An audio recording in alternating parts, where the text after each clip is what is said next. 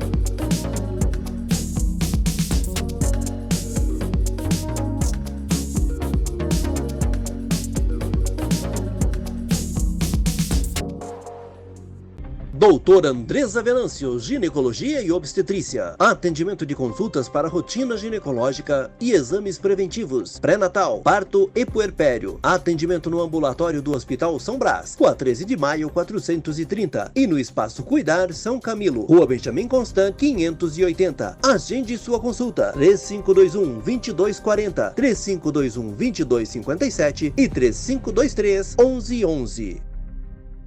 Faça a escolha certa. Escolha Influx, o domínio do inglês mais rápido. Com garantia em contrato. Isso é o contrato, assinei. Não improvise. Pensou em inglês? Pensou Influx. Para sorrir mais. Para viver melhor. Para sentir-se ainda mais linda. Royal Face. Você linda o tempo todo. Botox. Preenchimento, fio de sustentação, bioestimulador e mais de 40 procedimentos. A Royal Face sabe que independente da sua idade, você pode estar radiante. Ame, curta, viva a Royal!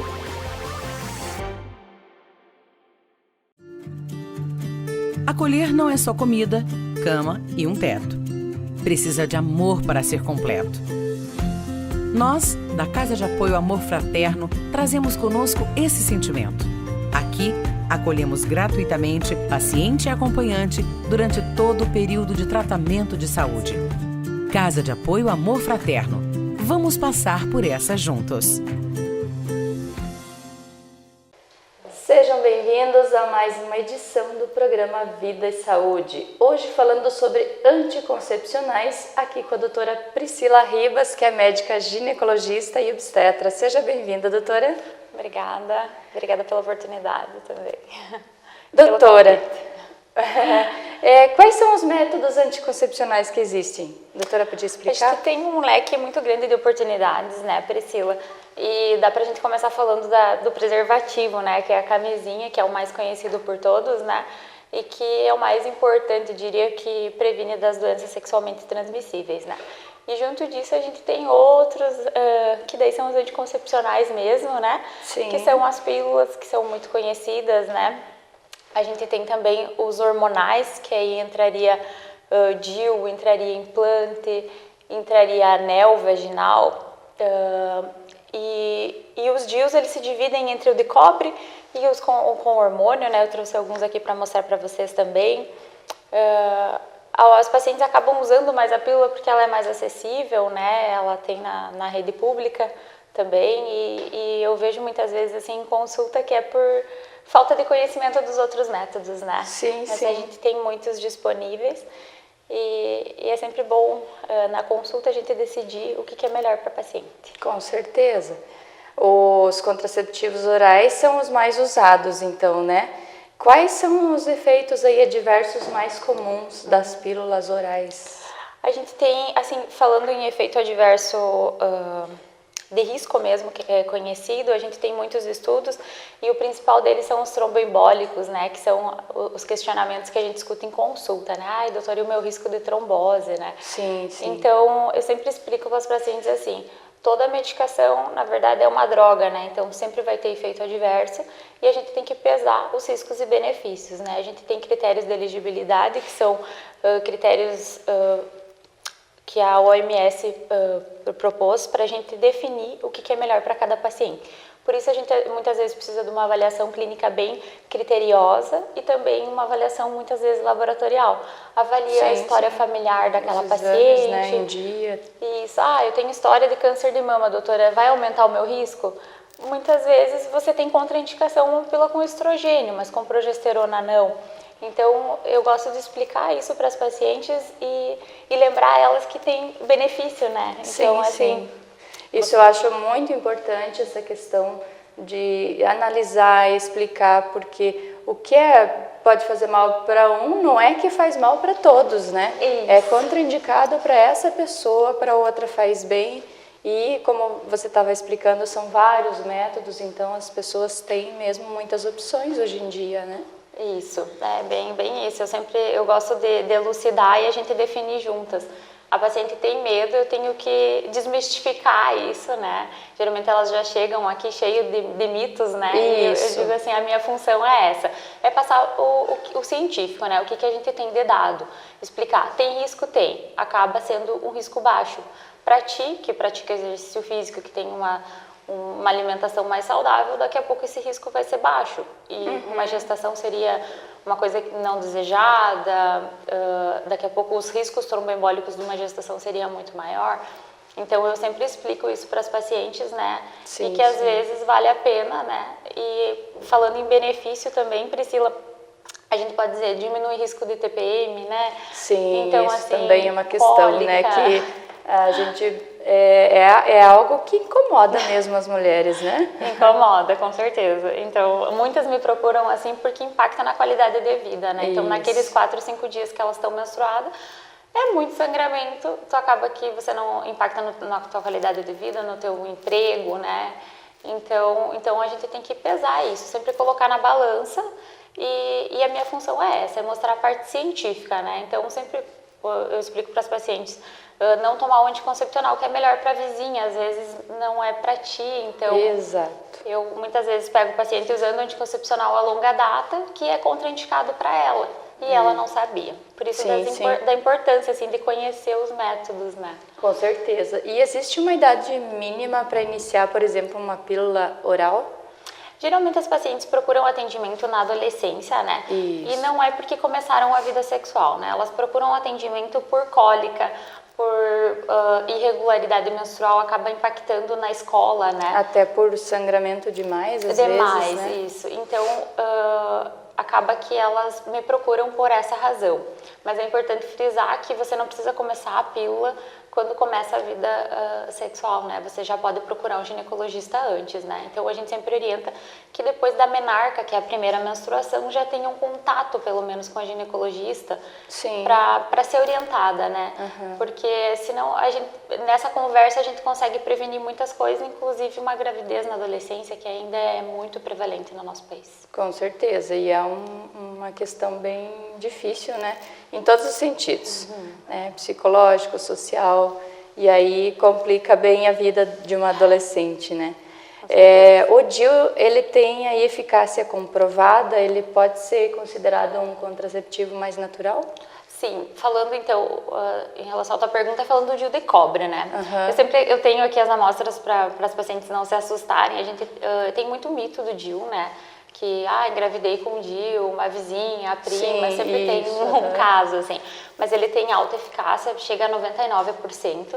Então, a gente sabe que a maior chance de expulsão é no primeiro ano. Ele tem duração de 10 anos, então é um método que eu digo assim, você coloca lá e esquece dele, né? É um método bem seguro, é super indicado. No mundo, seria, assim, a pílula, ele em segundo lugar. Sim. Então, em relação à tua pergunta de mais natural, seria, né? Porque esse DIU, o de cobre, né? Ele não tem hormônios, então tem uma gama de pacientes que têm preferido não usar hormônios por causa dos efeitos adversos do hormonal, né? Que a gente sabe que são conhecidos. Acontece. Então tem sim sido mais usado pelas pacientes e ele é mais natural por isso, por não ter hormônio, né? Sim. Mas tudo tem que ser avaliado pelo ginecologista, porque o DIU também não é para todo mundo, assim. Tem algumas contraindicações e a gente sempre explica isso para as pacientes em consulta, assim. Geralmente pedem um ultrassom transvaginal, tem que ter o preventivo, né? O citopatológico do colo do útero em dia. E os outros DIUs existem também com medicamentos, com daí, medicamento, né? Daí a gente tem os outros dois, né, que daí eles têm hormônios, eles foram, então, criados no Brasil, a gente só tem esses 2 modelos, né, autorizados pela Anvisa.